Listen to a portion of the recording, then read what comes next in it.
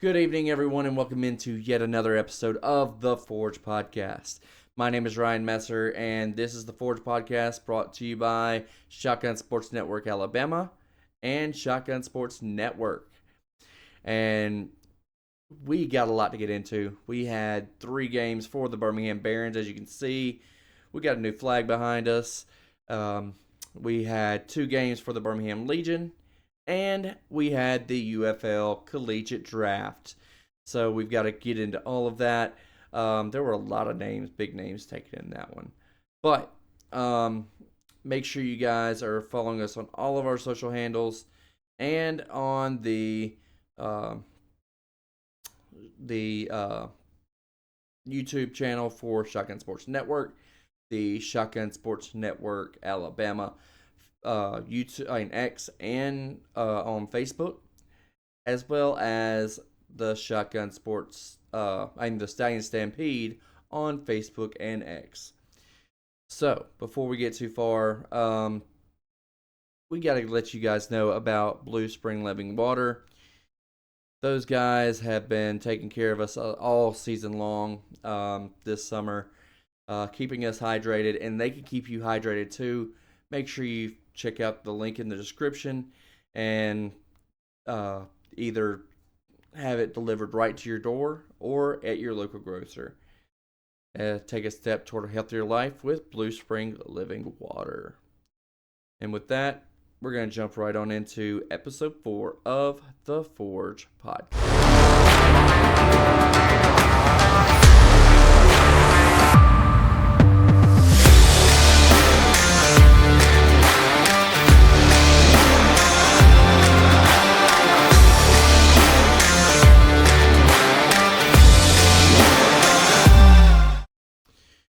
We're going to lead off with the Birmingham Barons, where on Thursday, former Birmingham Barons shortstop Brooks Baldwin got called up to Chicago. He made his MLB debut on Friday, and they put him in at second base. He wound up getting a hit on his first at-bat. So we're really proud for Brooks. If you haven't followed our Facebook page or on X, we actually posted some stuff about it.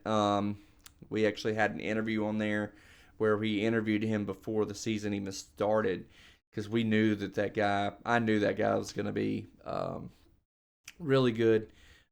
He was taken up to Charlotte a few weeks back, and I think right around 4th of July, and then from there on he was destined to go up to the big team.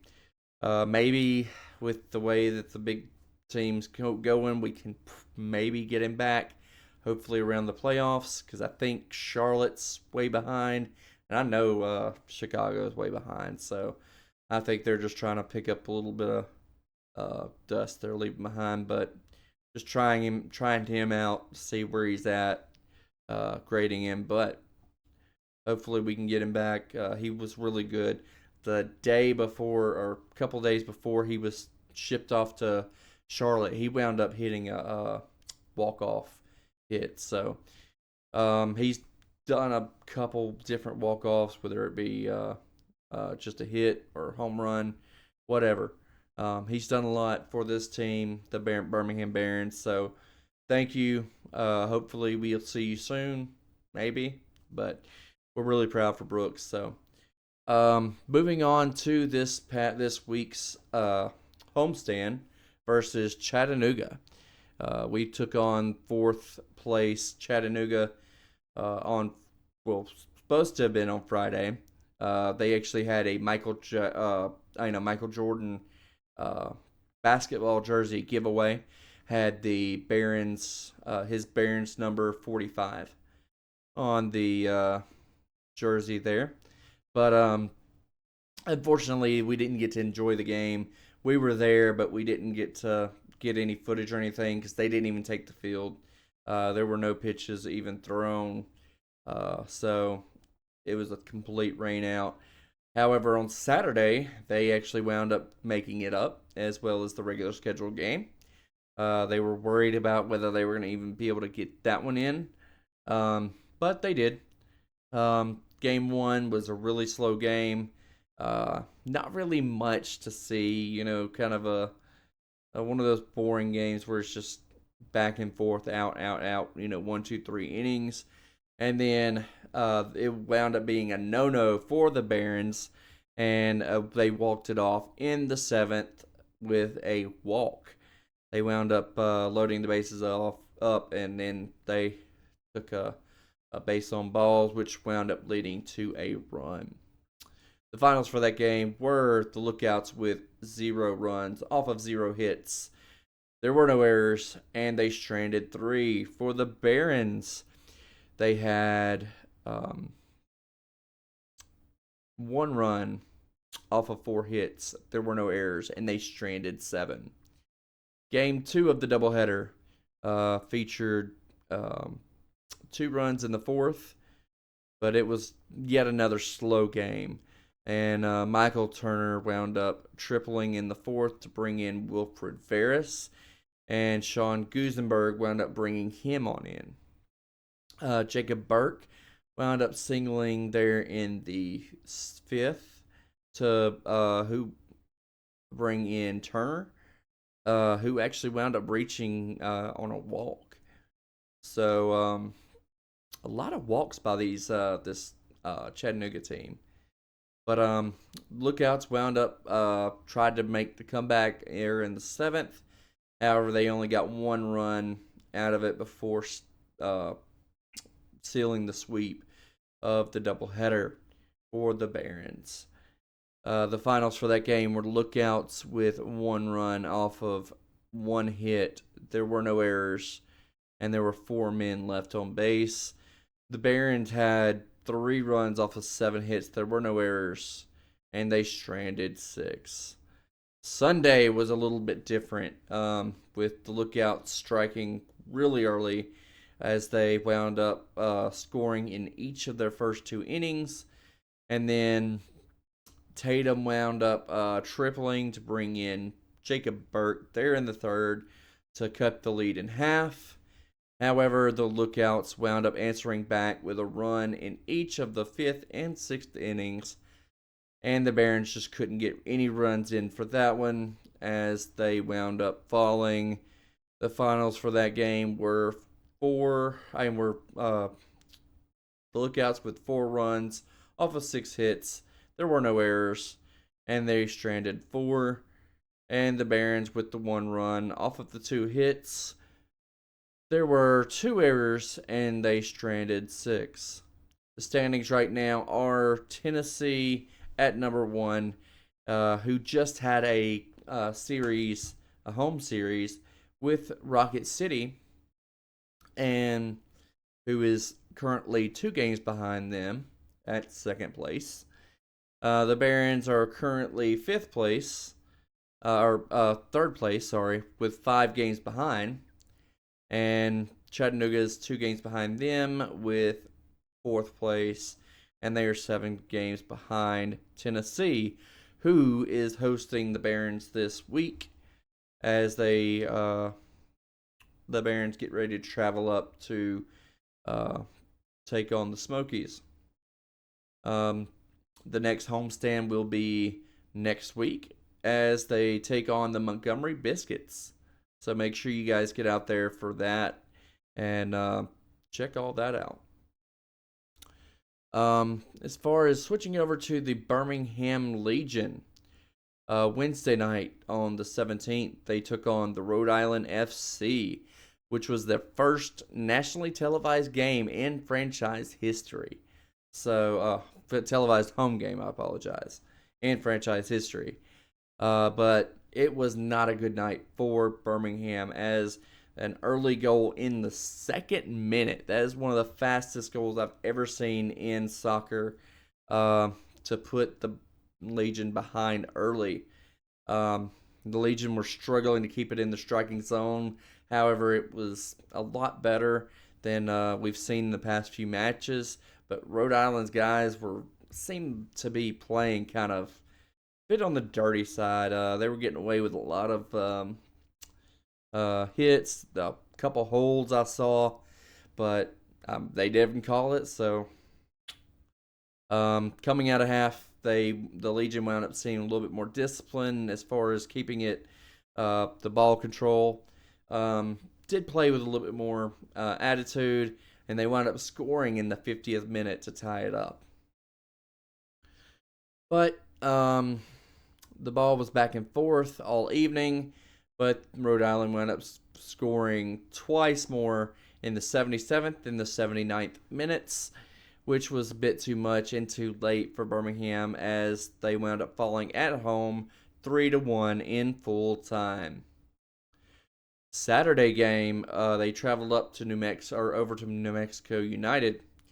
After a scoreless first half, Enzo Martinez wound up scoring a goal in the 48th minute. However, it was ruled offsides.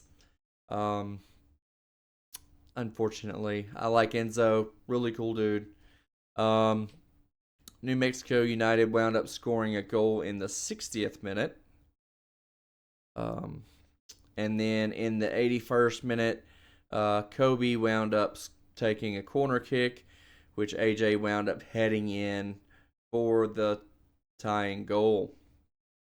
And that wound up being your final in full time 1-1.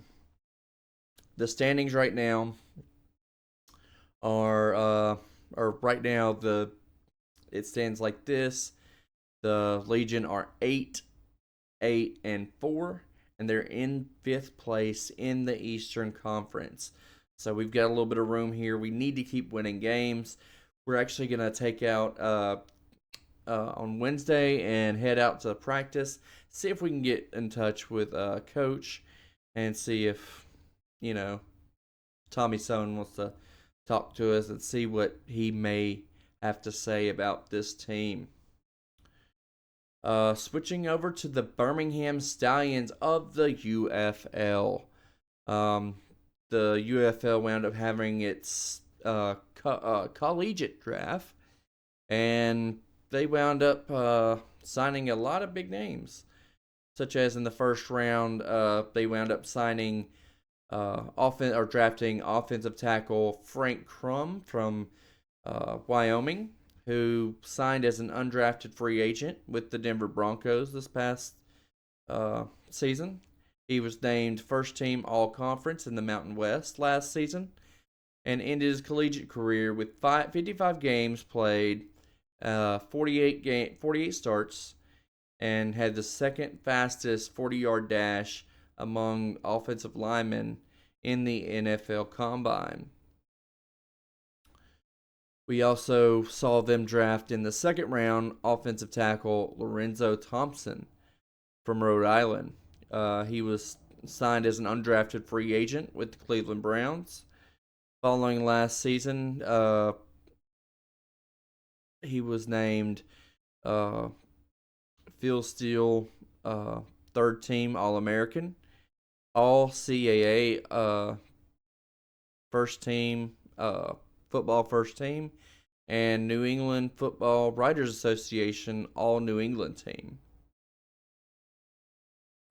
He was elected team captain in 2023 and started 11 games at left tackle, finishing his career with 37 consecutive starts. We also, in the third round, wound up picking up running back Imani Bailey from TCU. He signed as an undrafted free agent with the Kansas City Chiefs. He rushed last season for a team best 1,209 yards and 8 touchdowns, adding 25 receptions and receiving 1 score. And he was named 2023 honorable mention for all Big 12. And then he was also ranked 14th nationally with 100.8 rushing yards per game and with 82.9 increase from 2022. Second best improvement nationally among the running backs. So it's great to have him in. We also signed wide receiver Isaiah Williamson from Illinois in the 4th round. He was signed as an undrafted free agent with the Detroit Lions. He was named 2023 All Big Ten First Team by the coaches and media, and then All Big Ten Honorable Mention as a return specialist and academic All Big Ten. Last season, he led the Big Ten in receptions with 82 total receptions. Second in receiving yards with 1,055, and first in yards after catch with 553. He is ranked 14th nationally in first down receptions with 48 first down receptions there, and tied for 13th nationally in total receptions.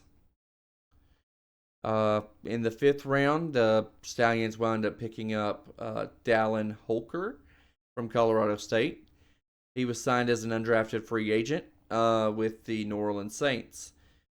He was named All Mountain West First Team in 2023, and unanimous Second Team All American and First Team All Group of Five All American by Hero Sports. He finished last season with 767 yards on 64 receptions and 6 touchdowns, leading all FBS tight ends in receptions and yardage during the regular season.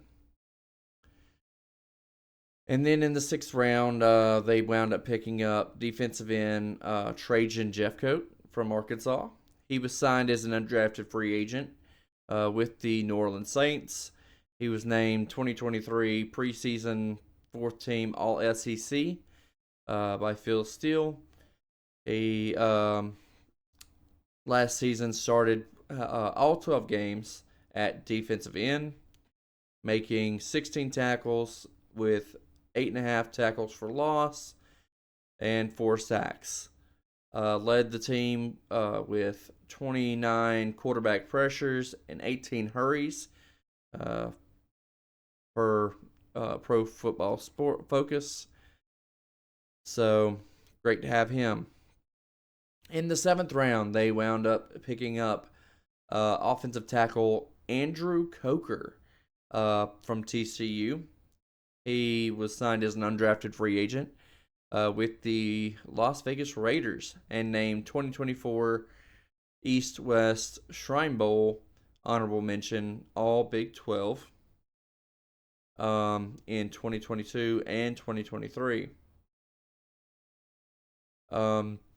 He started 11 games in the 2023 season, 5 at left tackle, 6 at right tackle, missing 1 game due to injury, and played 733 snaps, ranking 3rd on the TCU offense with a season high of 91 snaps in the win at Houston. And then they wound up in the 8th round, picking up wide receiver Amarion Brown from South Carolina.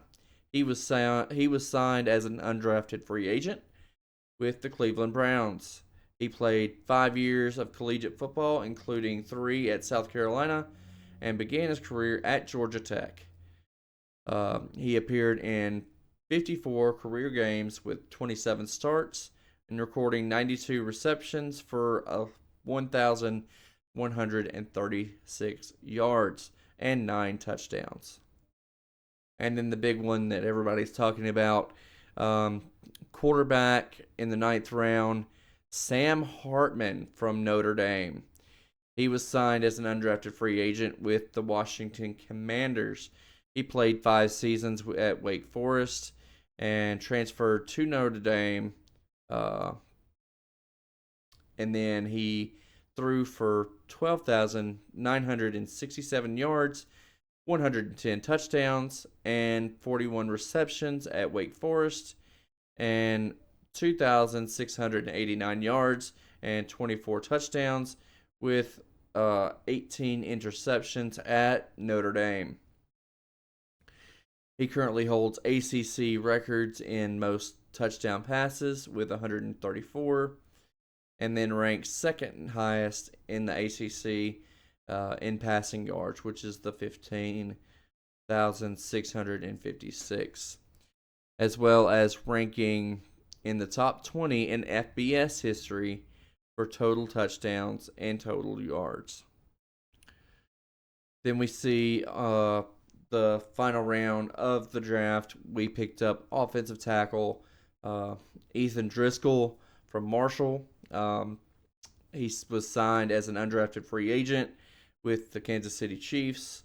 In 2023 preseason All-American, All-Sun Belt Conference second team selection by Phil Steele, the Athlon, and as well as SBC coaches. His senior season in 2023, he played in 13 games at left tackle, allowing 14 quarterback hurries, 2 hits, and 3 sacks in 909 snaps. That was a lot of offensive linemen they picked up. I don't know if we're losing some folks. I know there were some guys that got injured. I really hope that we don't see some of the veteran guys leave.